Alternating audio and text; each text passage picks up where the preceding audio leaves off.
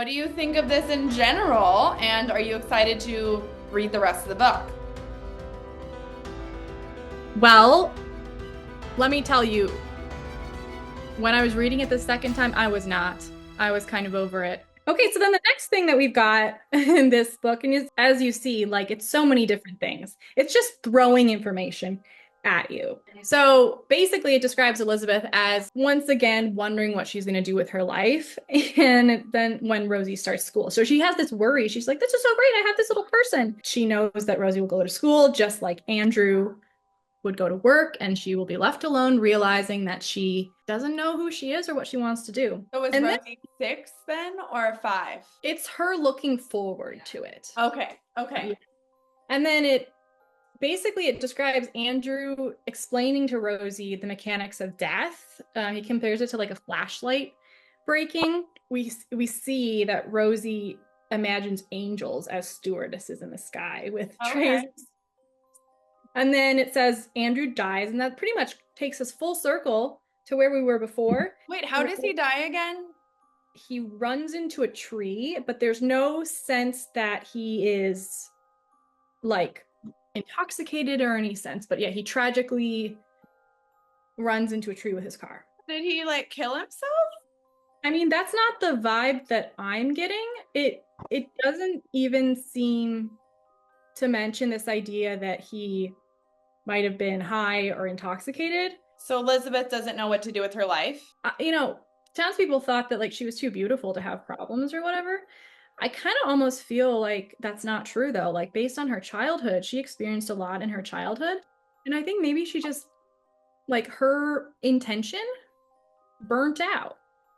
Maybe. But that's obviously not how she perceives herself or portrays herself. So then Rosie grows and she's described as being good at impersonating others. And there's a scene where she impersonates the neighbor lady. And we see Elizabeth watching her daughter being disrespectful to this older neighbor lady and smiling. So that's a really interesting. We're seeing her child being unkind and she's seeing it, and it doesn't seem like a problem. And then chapter 2 talks about Rosie being anxious before starting first grade. One thing I love, or I don't love it, but it's really interesting. She's imagining herself. She's afraid that her body's going to betray her, which is really interesting, especially like the fact that she was so early brought into the secret of sex, and she's imagining everyone laughing at her, even the teacher. So, but then the thing is, she's happy because once she's going to the school bus, the anticipation is over, she's skipping to school, etc. And I relate to that so much. So basically now we look at Elizabeth, right? We've got Rosie's problems. Elizabeth can't stop thinking about Rosie. She doesn't know what to do with herself. And she goes to the study to write a novel. That's what she's going to do now that her child is in first grade. And unfortunately, she starts to write but stops because she gets lost, basically imagining herself being interviewed by Johnny Carson, which just cracks me up. So basically, next thing, she's interrupted. It's describing her as being interrupted by her elderly friend, Grace. And, there's a whole warm-hearted, charming interaction there between her and her husband. And then she goes back to writing. She alternates between writing, tallying up calories for her future lunch, and pacing around the house.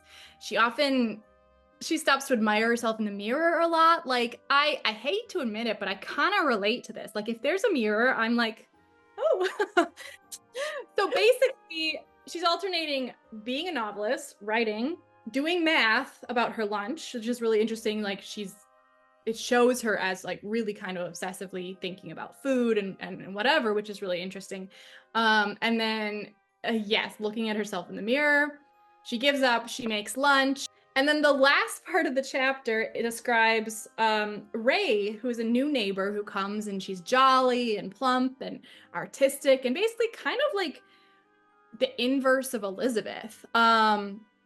And I don't know, she just like knocks on her door or something, and the two start talking and they have drinks. It's just one of those things where, you meet someone, you're like, we're gonna be fast friends. There's a little girl named Sharon Thackeray who is almost as good at everything as Rosie is. Rosie's used to being the best, And then Rosie goes to play at Sharon's perfect house and meets her perfect mother.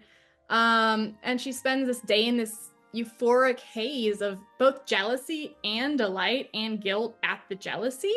So basically, she's kind of like she's a child of one of those intellectuals, and she's looking at the sort of upper middle class American dream and saying, you know what? It's plastic, but I like plastic. It describes Rosie, who has to walk home from Sharon's house because Elizabeth is actually too drunk to drive. What do you think of this in general? And are you excited to read the rest of the book?